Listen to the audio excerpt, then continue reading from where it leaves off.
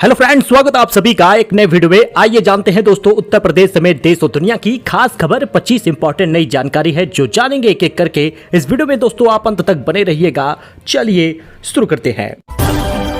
बात करें पहले खबर की तो कांवड़ यात्रा को लेकर बड़ा अपडेट आ रहा है। मेरठ रोड और एक्सप्रेस वे पर बंद हो जाएगा भारी वाहन, वन वे होगा लागू, कहां से जा सकेंगे आइए जानते हैं। 15 जुलाई से इन मार्गों को वन वे कर दिया जाएगा। इसके अलावा दिल्ली मेरठ एक्सप्रेस वे पर डासना से मेरठ तक की यही व्यवस्था लागू करने की योजना है। तो महंगाई का झटका, हरियाणा में बीपीएल परिवारों को अब नहीं मिलेगा सस्ता सरसों का तेल। 40 रुपए में मिल रहा था, अब चुकानी होगी 2 गुना से ज्यादा कीमत। बीपीएल परिवारों को 40 रुपए में मिलने वाला 2 लीटर सरसों के तेल का दाम अब 100 रुपए तक कर दिया गया है।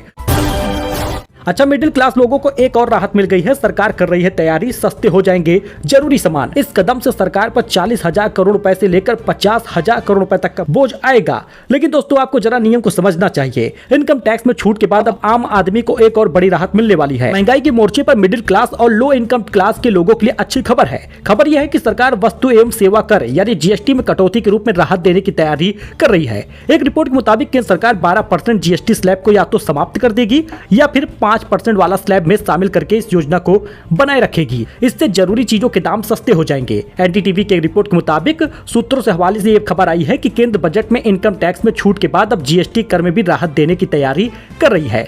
अगर ऐसा होता है तो कई वस्तुएं सस्ती हो जाएंगी, जैसे टूथपेस्ट, टूथ पाउडर, छाता, सिलाई मशीन, प्रेशर कुकर, रसोई के बर्तन, इलेक्ट्रिक इस्त्री, गीजर, साइकिल, 1,000 रुपए से अधिक के कीमत वाले रेडीमेड कपड़े, 500 से 1,000 रुपए तक की कीमत वाले जूते, ये सारी चीजें सस्ती मिलने लगेगी।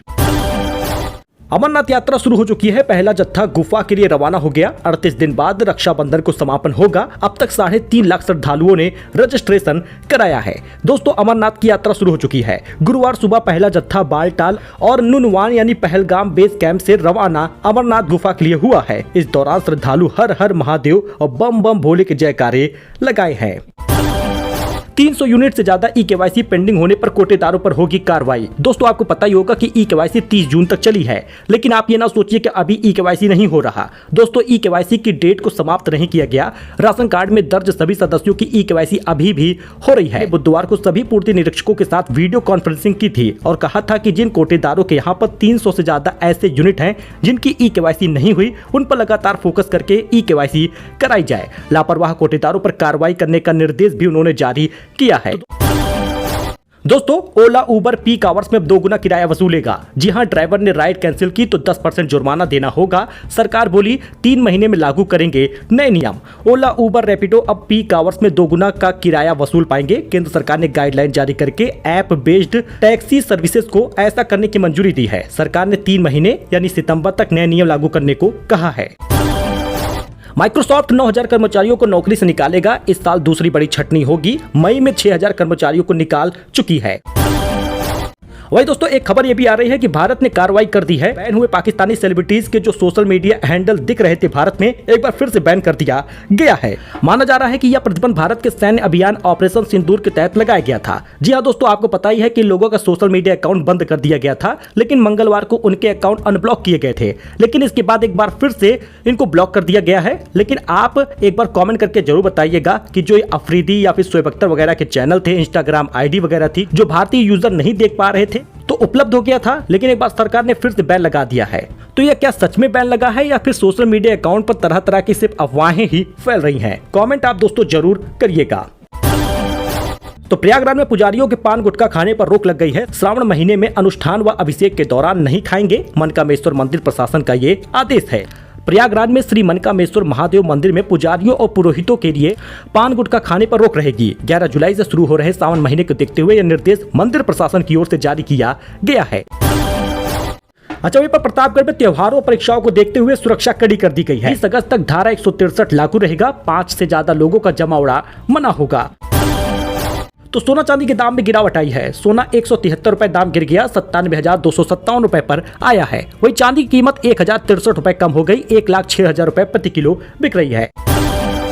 तो दोस्तों लखनऊ में 10 साल बाद सर्किल रेट में बड़ा बदलाव हुआ है। शहरी जमीन 25%, ग्रामीण 15% और कॉमर्शियल 50% महंगी करने का प्रस्ताव जारी हुआ है।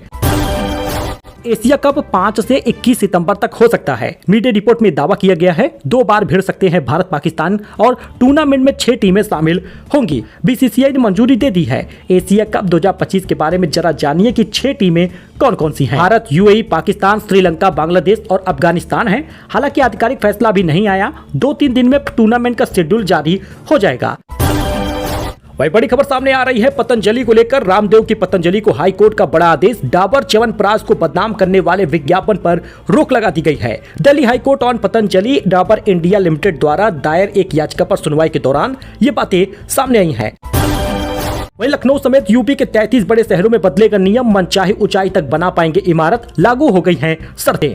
33 बड़े शहरों में अब गगनचुंबी इमारत बन पाएगी। इनकी ऊंचाई की कोई सीमा नहीं रहेगी। मुंबई और दुबई की तर्ज पर बिल्डर जितनी भी ऊंची इमारत बनाना चाहेंगे बना सकते हैं। देखिए किन शहरों में बन पाएगी ऊंची इमारत, जैसे लखनऊ, कानपुर, प्रयागराज, गोरखपुर, वाराणसी, अयोध्या, बरेली, मेरठ, आगरा, गाजियाबाद, अलीगढ़, बागपत, मथुरा, वृंदावन, रामपुर, बरेली, झांसी, बुलंदशहर, हापुड़, उन्नाव, रायबरेली सहित विकास प्राधिकरण वाले 33 शहरों में इमारत बन पाएगी। Bank of Baroda senior citizen को और ज्यादा ब्याज देता है। तो दोस्तों 3 साल की एफडी कराइए, 2 लाख रुपए जमा करिए, 47,015 रुपए का फायदा पाइए। मतलब 2 लाख रुपए आप जमा करेंगे और 3 साल बाद आपको 2.5 लाख रुपए तक मिलेगा। तो 3 साल की एफडी करा लीजिए, बेहतर मौका है। 2 लाख रुपए जमा करेंगे तो आपको मैच्योरिटी पर कुल 2,47,015 रुपए मिलेगा। 47,000 का फिक्स ब्याज शामिल होगा।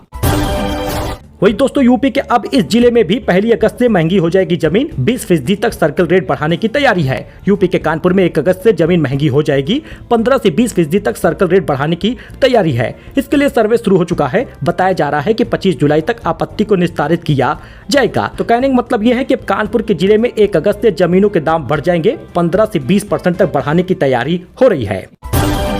देखिए कब है पहला सोमवार, तिथि और महत्व, व्रत नियम देख लीजिए। सावन हिंदू धर्म का पवित्र महीना होता है और इस बार सावन 11 जुलाई को शुरू होगा। यानी सावन का महीना तो 11 जुलाई से शुरू होगा और सावन का सोमवार जो है वो 14 जुलाई से शुरू हो रहा है। 9 अगस्त तक ये चलेगा। यह पूरा महीना विशेष रूप से भगवान भोलेनाथ और माता पार्वती को समर्पित है। इस बार सावन महीने में कुल 4 सोमवार होंगे।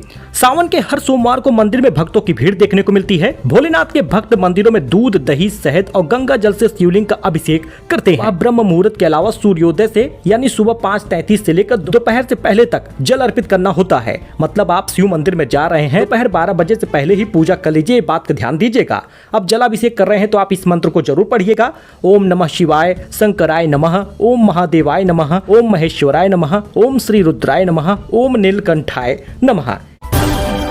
अखिलेश यादव का आजमगढ़ में अब नया आशियाना। उन्होंने गुरुवार को गृह प्रवेश किया। 72 बिस्सा में बना है इनका आशियाना। 117 सीटों पर नजर है। जी हाँ दोस्तों, आजमगढ़ में सपा प्रमुख अखिलेश यादव का नया ठिकाना लगभग तैयार है। गुरुवार को अखिलेश यादव ने गृह प्रवेश करवाया, जनसभा भी किए हैं। करीब 25,000 से अधिक लोगों की भीड़ है। इसको लेकर कैंपस परिसर में जर्मन हैंगर लगाया गया है। तो कुल मिलाकर 72 बिस्सा पे मकान बना है। आजमगढ़ में सपा का राजनीतिक प्रभाव बहुत ही वर्चस्व में है, मजबूती बनाए हुए हैं। 2027 के लिए अपने आप को चमका रहे हैं। बाकी कुछ विजुअल वगैरह भी आप देख सकते हैं। तो आपका इनके आशियाने को लेकर क्या कमेंट है जरूर लिखिएगा।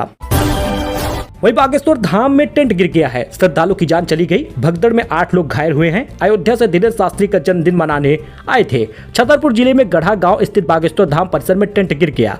लोहे का एंगल सिर में लगने से एक श्रद्धालु की जान चली गई, जबकि भगदड़ में 8 लोग घायल हुए हैं। दोस्तों ये नया अपडेट था, नई जानकारी थी जो आपके साथ शेयर की गई है। आई होप कि आपको ये पसंद आया हो। हमारे साथ जुड़िए ऐसे ही लेटेस्ट न्यूज के लिए। फिलहाल के लिए दोस्तों इतना ही, धन्यवाद।